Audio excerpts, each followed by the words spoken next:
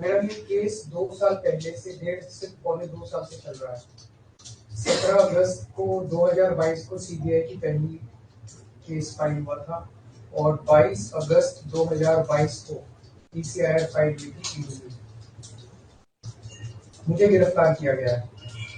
ना तो किसी कोर्ट ने मुझे दोषी करार दिया है, ना मेरे ऊपर कोई मुकदमा चला है, ना मेरे ऊपर कोई आरोप तय हुए हैं, ना मेरे ऊपर कोई आरोप नहीं है। अभी तक इस केस में सीबीआई 31,000 पेज फाइल कर चुकी है कोर्ट में और 294 विटनेसेस को एग्जामिन कर चुकी है। ईडी लगभग 162 विटनेसेस को एग्जामिन कर चुकी है और 25,000 पेजेस फाइल कर चुकी है।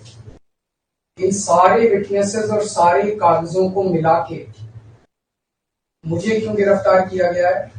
मेरा नाम सीधे सीधे 4 स्टेटमेंट्स में आता है, वो मैं आपके सामने रखने की इजाजत चाह रहा हूँ। तो मेरा चार्ज क्या आता है? पहला, सी अरविंद मनीष सिसोदिया जी के सेक्रेटरी थे।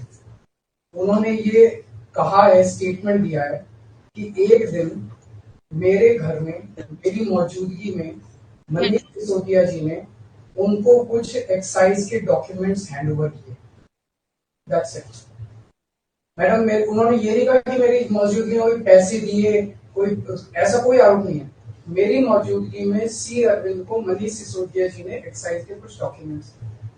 मैडम, मेरे घर पे ढेरों एमएलए आते हैं, ढेरों मंत्री आते हैं, ढेरों डिग्निटरीज आते हैं, अपने अपने सेक्रेटरी लेते हैं। वो आपस में खुसर भी करते रहते हैं, आपस में डॉक्यूमेंट्स भी एक्सचेंज। मुझे क्या पता कि कौन किसको क्या दे। Is this a sufficient reason to arrest the sitting chief minister? क्या ये स्टेटमेंट एक सिटिंग चीफ मिनिस्टर को अरेस्ट करने के लिए पर्याप्त है? नंबर 1। नंबर दूसरा स्टेटमेंट, एमएसआर मगुंटा श्रीनिवास रेड्डी, ये मेंबर ऑफ पार्लियामेंट थे जगन रेड्डी की पार्टी से। एमएसआर एक दिन 16 मार्च 2021 को 4:30 बजे मेरे दफ्तर आते हैं। उससे 10 दिन पहले उन्होंने मेरे ऑफिस में चिट्ठी ईमेल भेजी कि मैं एमपी हूँ, मुख्यमंत्री से मेरे ऑफिस वालों ने उसको 10 दिन बाद का टाइम दे दिया। वो मेरे पास मिलने के लिए आते हैं 4:30 बजे। मैं किसी वजह से जल्दी में था। आके वो मुझे कहते हैं कि मुझे दिल्ली में अपना फैमिली चैरिटेबल ट्रस्ट खोलना है, उसके लिए जमीन चाहिए। मैंने उनको कहा कि जमीन हमारे अंडर में नहीं आती, एलजी साहब के अंडर में आती है, आप मुझे चिट्ठी दे दीजिए, मैं एलजी साहब को फॉरवर्ड कर दूंगा। And that's it. सो ये हुआ। 16 सितंबर 2022 को उनके घर पे रेड होती है। उनसे पूछा जाता है कि क्या आप केजरीवाल जी से मिले? वो कहते हैं कि हाँ, मैं मिला और मैं केजरीवाल जी से अपने फैमिली ट्रस्ट की जमीन मांगने गया था। ये 16 सितंबर 2022 को सेक्शन 17 का स्टेटमेंट है। ED is not happy with this statement. 5 महीने के बाद उनके बेटे को 10 फरवरी को गिरफ्तार कर लिया जाता है। उसके बावजूद भी वो अपने स्टेटमेंट पे कायम रहते हैं। उनका दोबारा गिरफ्तारी के बाद स्टेटमेंट लिया गया था, वो कायम रहते हैं। 5 महीने जब उनका बेटा गिरफ्तार रहता है तो बात टूट जाता है। 16 जुलाई को बदल लेते हैं। उसके बाद वो 16 जुलाई को वो अपना स्टेटमेंट बदल लेते हैं। 18 जुलाई को उनका बेटा छूट जाता है।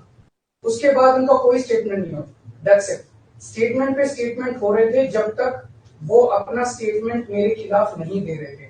जैसे ही उन्होंने मेरे खिलाफ स्टेटमेंट दिया, बेटा भी छूट गया, स्टेटमेंट होने भी बंद हो गए और 3 अक्टूबर को उनका माफीनामा भी हो गया। Mission accomplished. इसका मतलब ईडी का मिशन केवल और केवल मुझे फंसाना था। 3 सेक्शन 50 के स्टेटमेंट है मैम। तीनों सेक्शन 50 के स्टेटमेंट है, they are equal in the eyes of the law. तीनों बराबर है, तीनों की ग्रेविटी सेम है। तो उसमें से एक स्टेटमेंट के तवज्जो क्यों ली गई? क्या जांच की गई है जानने के लिए उसमें से एक ठीक है और बाकी 2 गलत है। जो 25,000 पेज ईडी ने फाइल किए हैं कोर्ट के अंदर, उन 25,000 में जो केजरीवाल के खिलाफ वाला स्टेटमेंट है केवल वो लगाया गया, बाकी दोनों स्टेटमेंट दबा दिए गए। क्यों मैम?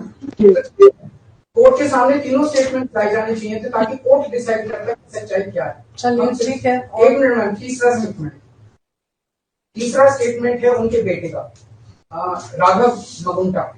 राघव मगुंटा से 16 सितंबर को उसके घर पे जब रेड होती है उनसे स्टेटमेंट लेते हैं कि says whatever his father had said.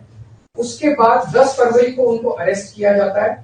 उसके बाद उनके 5 स्टेटमेंट्स होते हैं। 5 स्टेटमेंट्स में वो वही बोलते हैं जो पहले बोला। फिर 5 महीने तक वो जेल में रहते हैं।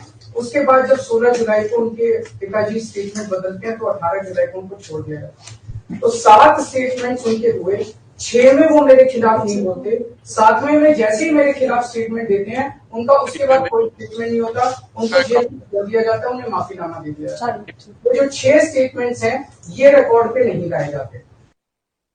चौथा है शरद रेड्डी। शरद रेड्डी के केस में 16 सितंबर को उसको अरेस्ट किया गया, 16 सितंबर को उसने अरेस्ट हुई, उसने मेरे खिलाफ कुछ नहीं बोला। 9 नवंबर को उसका स्टेटमेंट लिया, उसने कुछ नहीं बोला। 10 नवंबर को उसकी अरेस्ट हुई, उसके बाद उसके 9 स्टेटमेंट्स होते हैं, मैम 9 स्टेटमेंट्स वो मेरे खिलाफ नहीं बोलता। उसके बाद 6 महीने उसको अरेस्ट करने के बाद 25 अप्रैल को टूट जाता है और वो केवल इतना कहता है कि मैं विजय नायर के साथ मिलने सीएम साहब के पास गया था, सीएम साहब जल्दी में थे, सीएम साहब ने कहा कि विजय के टच में रहो, विजय अच्छा लड़का है। मैं केवल ये जानना चाहता हूं कि क्या ये 4 स्टेटमेंट्स एक सिटिंग चीफ मिनिस्टर को अरेस्ट करने के लिए, मैम 2 मिनट दे दीजिए, कि ये पर्याप्त है? नंबर 1। नंबर 2, जो 30,000 पेज फाइल किए गए हैं, ये 30,000 पेज के अलावा 1 लाख पेज ईडी के दफ्तर में जो हमारी बेगुनाही के सबूत है, उनको कोर्ट के सामने नहीं लाया गया। ये दूसरी बात मैं ये कहना चाहता हूँ, ये शराब घोटाले का पैसा आखिर है कहाँ, जो शराब घोटाला कहा जा रहा है? मैम ये आरोप लगाया जा रहा है कि 100 करोड़ रुपए किसी साउथ लॉबी ने शराब की हमने पॉलिसी बनाने के लिए, हाँ जी 100 करोड़ आम आदमी पार्टी। मैम ये जस्टिस संजीव खन्ना का ऑर्डर है, जस्टिस संजीव खन्ना का order, ma'am page 22 para 12। The assertion in the complaint filed by DOE that kickback of ₹100 crore was actually paid by Liquor Group is a matter of debate. Sanjeev Khanna कह रहे हैं, इसका मतलब ये साबित नहीं हुआ, इसका मतलब ये विवादास्पद है, इसका मतलब ये संदेहास्पद है, इसका मतलब इसके लिए सबूत नहीं है। तो जो 100 करोड़ रुपए ये कह रहे हैं कि हम लोगों ने रिश्वत ली, वो रिश्वत तो संदेहास्पद है, उसमें तो सबूत ही नहीं है। लेकिन असली शराब घोटाला क्या है? असली शराब घोटाला शुरू होता है ईडी की जांच के बाद। जब ईडी की जांच शुरू हो जाती है, ईडी की जांच के 2 मकसद हैं। एक स्मोक स्क्रीन क्रिएट करना पूरे देश के सामने, आम आदमी पार्टी ने चोरी की है, आम आदमी पार्टी भ्रष्टाचारी है, आम आदमी पार्टी ने शराब घोटाला किया, और उसके पीछे एक्सटॉर्शन रैकेट करना जिसके जरिए वो एक्सटॉर्शन रैकेट करना जिसके जरिए वो पैसे इकट्ठे कर रही है। मैं आपको सबूत दे रहा हूँ। शरद रेड्डी के केस में शरद रेड्डी को बेल 2 वजह से मिली। एक, शरद रेड्डी ने मेरे खिलाफ स्टेटमेंट दिया और शरद रेड्डी ने अरेस्ट होने के बाद 55 करोड़ रुपए का चंदा बीजेपी को दिया, 55 करोड़ रुपए के bonds arrest. So he bought his bail, ma'am, he bought his bail. Now the money trail is clearly established, money trail is clearly established. Ma'am just last 1 minute, last 1 minute. The money trail is established, ma'am. उसने अपनी bell arrest होने के बाद 55 करोड़ रुपए का चंदा BJP को दिया, बीजेपी के अकाउंट में सीधा गया, मनी ट्रेल इज एस्टैब्लिश्ड। और यही पूरी जांच का मकसद था। एक तरफ आम आदमी पार्टी को क्रश करना, एक स्मोक स्क्रीन क्रिएट करना, भ्रम का पर्दा, और पीछे से एक्सटॉर्शन करना। Thank you.